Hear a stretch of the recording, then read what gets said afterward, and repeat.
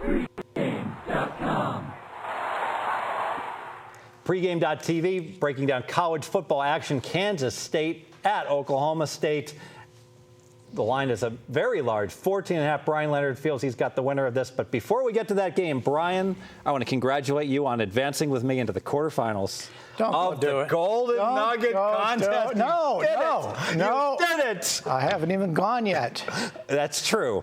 But under the format of the contest, the top 8 people advance. There have been 8 people up, and there have been 7 gutter balls. Yeah, there's only one person with a winning record. I wonder who that is. I'm not here to blow my horn for winning one. You're the one that brought it up. I'm just talking about I'm just reporting. That is my job here to report. I've had very good luck in these contests. The key to winning these contests is good defense. You shut down the other guys when they're up and you advance. Survive, like the Survivor Series in WWF. Survive. I don't know. Is that wrestling?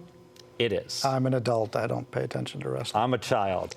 And I have to tell you, one of my favorite wrestling matches of all time was when the undefeated Honky Tonk Man. Talk to the camera because I have no idea what you're talking about. 2 years Intercontinental Champion. He didn't know who he was going to fight and won in the match.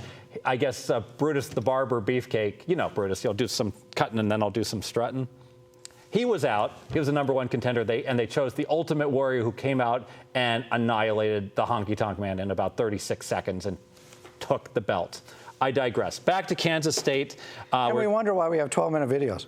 And we wonder. Now, Kansas State, speaking of the Golden Nugget, so it's down to the Golden Nugget, did advance a couple weeks ago. You're going to be up when? At the end of October? October 25th. Kenny White and I are the last week of the year. You and Kenny White, they do a great job. Matt Humans is down there. Kelly in Vegas will be a moderator down there. And Kelly with her bell. And with her bell. Kelly in Vegas put me on the clock. I'm like, don't put me on the clock. Everybody's on the clock. But apparently there was a controversy because she gave me extra time. And people were upset.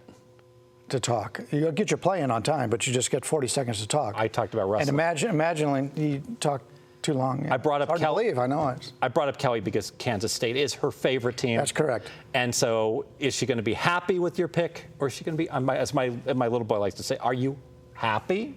We will find out if I'm happy Saturday night. I'm going to take the points here with Kansas State.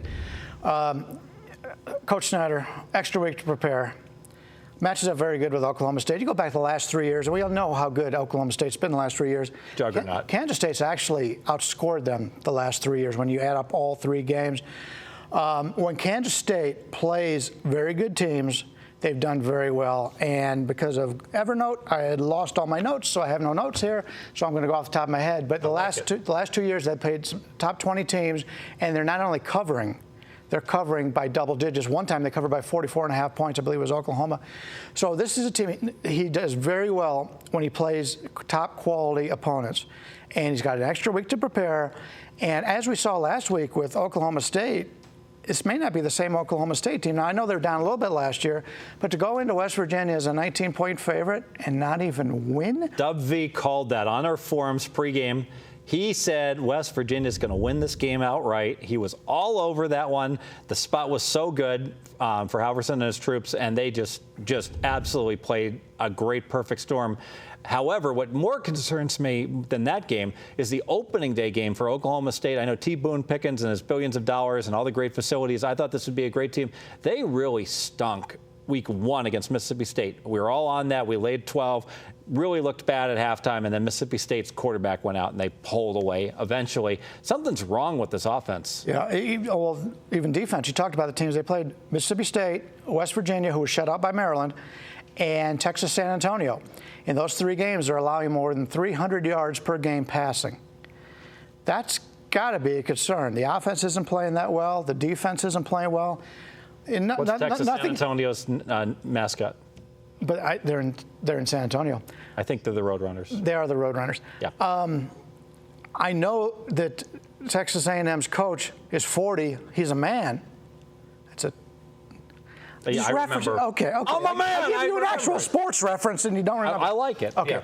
But anyway, he's going to be reference. outcoached here. Snyder's one of the best in the country. You know, he just a great coach, and he's been at that program for years. Even when he left, came back, sort of like Chris Alt with Nevada.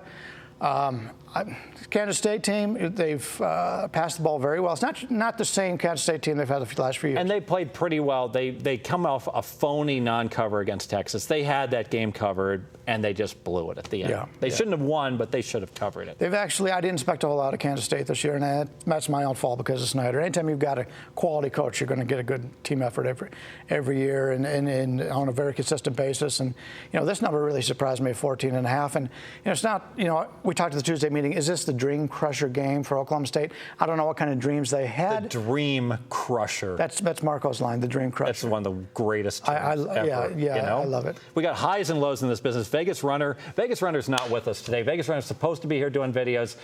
I just got a report. He's having some kind of early dinner. I said, oh, he's obviously at Olives at Bellagio. There's an undisclosed report. He's at the Waffle House right now, working on handicapping. The Waffle House? You had to use my line.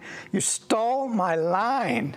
It was a good line. It was a good line. It was a good line. So we can't get VR's input on this game, but as far as 14.5, getting that hook, and you got to wonder, Oklahoma State national title aspirations.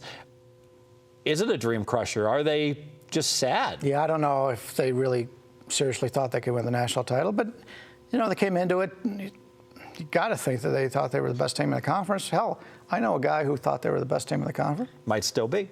It still be. It's early. It's not like Texas is going to beat them out. Let's go ahead and make this one official. Don't want to discount any coaching staff, but I think Kansas State has the best coaching staff here. You got an extra week to prepare. You've got history on your side. You've got a passing game you haven't had in the past, and you got an Oklahoma State team who is, as I pointed out, allowing over 300 passing yards per game against suspect competition.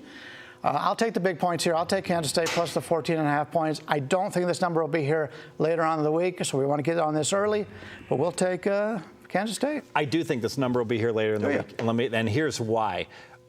Historical past performance, these favorites are doing so well, and they're kicking butt. And look no further. It's almost like time weighted, Brian, how later on in the day, the favorites keep doing better and better. Look no further than the end game on Saturday night when Stanford annihilated Washington State. Arizona State destroyed USC. Boise beat somebody by 40, and it just kept rolling favorite to over there in the late games, and the books were in a position to absolutely get destroyed. And the funniest thing about this is then the final favorite was Fresno, Hawaii, and Fresno was laying anywhere from 16.5. It was 18 at the station here locally, and this one closed at 18 here in Vegas. I get a score midway through the third quarter, 42-3. And I am sure, along with many others, go to sleep. We wake up, the books get bailed out, 42-37 final score, and I hear Hawaii could have won. It would have been down here in Vegas at the California downtown is a Hawaiian hotel. And I hear it was packed down there for the game. And could you just imagine that comeback with the crazy people down there in town gambling, have a chance to win this game after being down 42-3?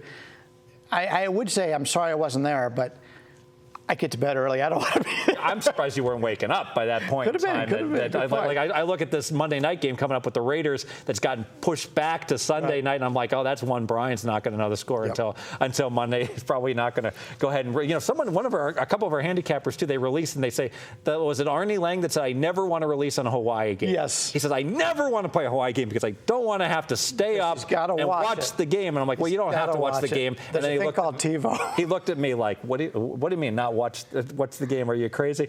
All right, I think you got the right side. I think Kelly in Vegas will be happy. I fully go ahead and promote it. We broke down one NFL side here in videos. We broke down a college football side. It's going to be teaser week. We're going to tease you this week with teaser talk. We're going to talk about, with the next teaser, I know Bryan Leonard has a teaser. We're going to talk about teaser, basic strategy, how to play it. If there's one video all year long that you should watch at pregame.tv, it's this one coming up on teaser. Stay tuned.